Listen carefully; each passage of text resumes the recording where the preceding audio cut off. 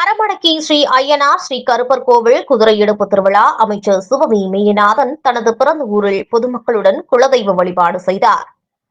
புதுக்கோட்டை மாவட்டம் அறந்தாங்கி அருகே உள்ள மரமடக்கி கிராமத்தில் 200 ஆண்டு காலமாக எழுந்தருளி அருள் பாலிக்கும் ஸ்ரீ ஐயனார் ஸ்ரீ கருப்பர் கோவில் குதிரை எடுப்பு திருவிழாவை பிற்படுத்தப்பட்டோர் நலத்துறை அமைச்சர் சிவவி மெய்யநாதன் தலைமையேற்று சுவாமி தரிசனம் செய்தார்.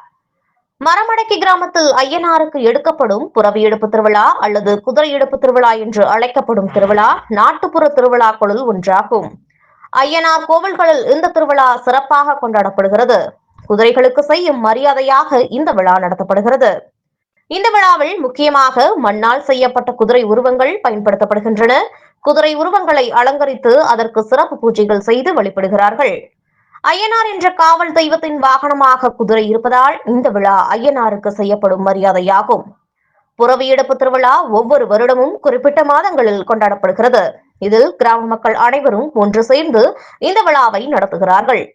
புறவியெடுப்பு திருவிழா கிராமிய கலாச்சாரத்தின் ஒரு முக்கிய அடையாளமாகும். இது ஒரு பாரம்பரியமிக்க விழாவாகும். உருவாரம் எடுத்தல் விழா புறவி என்பதற்கு குதிரை என்பது பொருளாகும். மண்ணால் செய்த குதிரைகளை அலங்கரித்து வழிபாடு செய்யும் முறைக்கு புறவியெடுப்பு என்று பெயர். இவ்வகை வழிபாடு உருவாரம் எடுத்தல் எனவும் வழங்குவார்கள். தாத்தா பாட்டி உருவங்களையும் தலையில் சுமந்து குதிரை உருவங்களையும் தலையில் சுமந்து சென்று கோவில்களில் வைப்பார்கள். உனக்கு உருவாரம் எடுக்கிறேன், என் துன்பத்தை தீர்த்துவை என தெய்வத்தின் மீது சார்த்தி உறுதிமொழி எடுத்துக் கொள்வார்கள். இன்னல்கள் துன்பங்கள் தீர்ந்ததும் தெய்வம் தீர்த்து வைத்ததாக நம்பி உருவாரம் எடுப்பர். இந்த உருவாரங்கள் ஐயனார், கருப்பசாமி முதலான நாட்டுப்புற கோவில்களில் வைக்கப்பட்டிருப்பதை காணலாம். திருவிழாவின் போது உருவாரம் செய்த கலைஞர் மேலதாளத்துடன் சென்று ஊர் மக்கள் அழைத்து வரப்படுவார். அவரது வீட்டிலேயே அவருக்கு சிறப்பு செய்வார்கள். மழை பெய்து ஊர் செழிக்க ஊர் பொதுமக்கள் ஒன்று கூடி குதிரை எடுப்பு விழாவை சிறப்பாக நடத்தினர்.